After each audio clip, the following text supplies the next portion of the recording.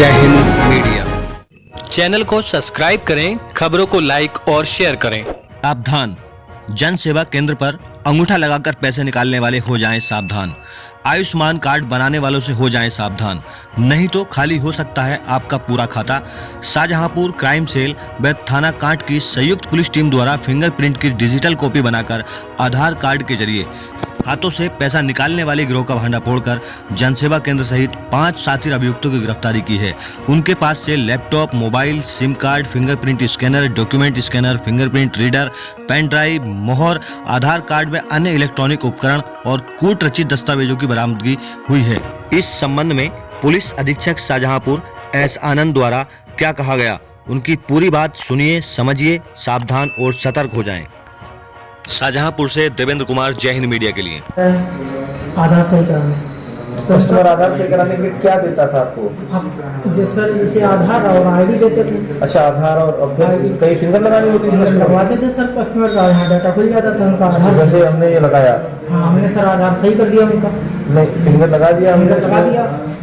आधार सही होगा, data save हो गया उनका आधार सही हो गया, जिसका रिटेल आईडी उसके बाद पहुंच गया। फिर इस फिंगर जो मेरे यहाँ स्कैन की है, ये आप इसमें सेव कैसे करते वो थे? सेव सर उसी आईडी से होता था। किस आईडी से? वो ऐप सर्वर, ऐप सेवर से। और एक और ऐप होता है डिजी फिंगर। अच्छा, उससे मतलब मैं इस पे अंगूठा लगाऊंगा तो मेरी हो जाएगा, ये कॉपी सेव हो जाएगी उसमें। अच्छा, फिर वो कॉपी कहाँ जाती थी? वो ऐसे सेव हो जाता था, ऐसे? अच्छा, ये जैसे ये सेव है इसमें। अच्छा, ये फिंगर स्कैन है किसी की? अच्छा, फिर ये रीड कैसे कराते थे इसको? जी सर, हमें रीड सर जो है इसका ये डिवाइस रहती थी और ये डिवाइस जो है इस पर जब रखते थे तो वहाँ से रीड हो जाती थी। अच्छा, इससे रीड करके मतलब कस्टमर मौजूद होना जरूरी नहीं है? जरूरी नहीं, तो उसका फिंगर आ गया तो ये हो जाएगा सर। अच्छा, इससे क्या क्या कर सकते हैं? इससे जैसे आधार में करेक्शन कर सकते हैं, EPS के माध्यम से पैसे भी विड्रॉल कर सकते हैं।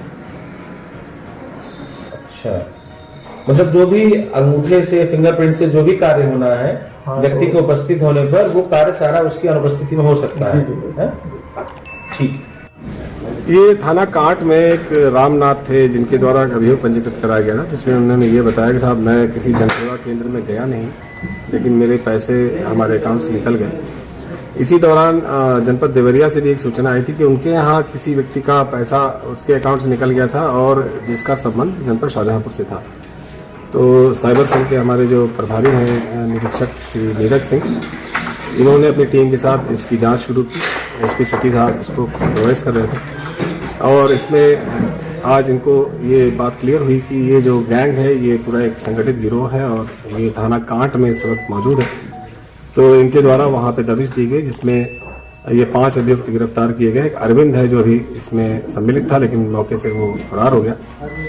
तो जो पकड़े गए हैं उन्होंने इस बारे में पूरी से जब पूछताछ की तो उन्होंने बताया कि जैसे किसी जनसेवा केंद्र में, अधिकतर लोग जनसेवा केंद्र ही हैं, जब लोग आते हैं तो उनका जब EPOS मशीन पे जब वो अपना अंगूठा फिंगरप्रिंट देते हैं तो एक इलेजिटिमेट ऐप है, उसके ज़रिए से उसको वो स्कैन करके अपने लैपटॉप पे ले लेते हैं और वहाँ से मोबाइल पे ट्रांसफ़र कर लेते हैं। इसके पश्चात उस मोबाइल से ही जो इनका जो EPOS मशीन है उसको ही इम्प्रोवाइज करके उसी के अंदर से एक पार्ट को निकाल के और मोबाइल से ही वो डायरेक्टली ट्रांसफ़र हो जाता है, स्कैन हो जाता है और ऑथेंटिकेट हो जाता है उसका। तो आधार के उनके डिटेल्स हैं, उसका फिंगरप्रिंट है, तो इसके बाद वो उससे कोई भी ऐसा कार्य कर सकते हैं जिसमें उसका पेमेंट निकालना हो, चाहे उनका आधार अल्टर करना हो, उनके एड्रेस बदलने हो, जो भी उनको अल्टरेशन उसमें चाहिए वो कर सकते हैं। तो इस प्रकार से ये एक बहुत नया तरह का एक ये साइबर क्राइम प्रकाश में आया है और इसमें एक संदीप भी गिरफ्तार हुआ है जो वहाँ तिलहर में धान क्रय केंद्र चला रहा है, इसके पहले भी चलाया करता था। उसके ही कब्जे से सिम कार्ड्स बरामद हुए काफ़ी भारी मात्रा में।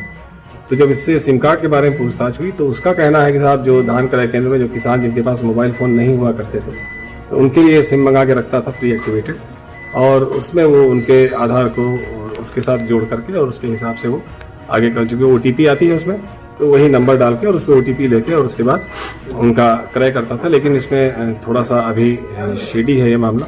ऐसा प्रतीत होता है कि इसका उपयोग वो गलत तरीके से धान क्रय करने में उपयोग होता था, जिसकी जांच की जाएगी। और इन अभियुक्तों के विरुद्ध जो थाना काट पर ऑलरेडी जो अभियोग पंजीकृत है उसके अतिरिक्त अभियोग पंजीकृत कर सुसंगत धाराओं के अंतर्गत अग्रिम वैधानिक कार्रवाई की जा रही है। इस संबंध में विस्तृत जांच भी की जाएगी और इससे और भी जो जनसेवा केंद्र है उनमें भी क्या ऐसी स्थिति है जिससे बहुत सारे ऐसे सरकारी जो लाभ मिलने थे लाभार्थियों को, हो सकता है कि उनमें से भी वो उससे वंचित रहते हों और उनका पेमेंट ये निकाल लेते हों। इस बारे में भी गहनता से जांच की जाएगी। जिलाधिकारी महोदय को भी इस संबंध में अवगत कराया गया है और उनके स्तर से भी अग्रिम कार्रवाई की जाएगी। मैं यही संदेश देना चाहूँगा कि चूंकि डिजिटल युग है, तमाम चीज़ें डिजिटाइज हो रही हैं और उसके आधार पे उनके गाढ़ी कमाई का पैसा निकल भी सकता है, तो बहुत सावधानी पूर्वक जहाँ भी वो अपना फिंगरप्रिंट दें तो ये इंश्योर करें कि उनका फिंगरप्रिंट केवल उसी वक्त और उसी कार्य के लिए इस्तेमाल हो रहा है, किसी अन्य कार्य के लिए इस्तेमाल ना हो। तो बहुत सावधानी की आवश्यकता है, क्योंकि बहुत से ऐसे ग्रामीण लोग हैं जो इसके बारे में बहुत अधिक जानकारी नहीं रखते। तो उनके लिए बस सिंपल सा एक सूत्र है कि अब कभी भी किसी भी जनसेवा केंद्र में जाएं या कहीं भी जाएं जहां उनका फिंगरप्रिंट लिया जा रहा हो, तो इस बात को वो सुनिश्चित कर लें कि उनका फिंगरप्रिंट केवल उस पर्पस के लिए, उसी समय के लिए इस्तेमाल हो रहा है।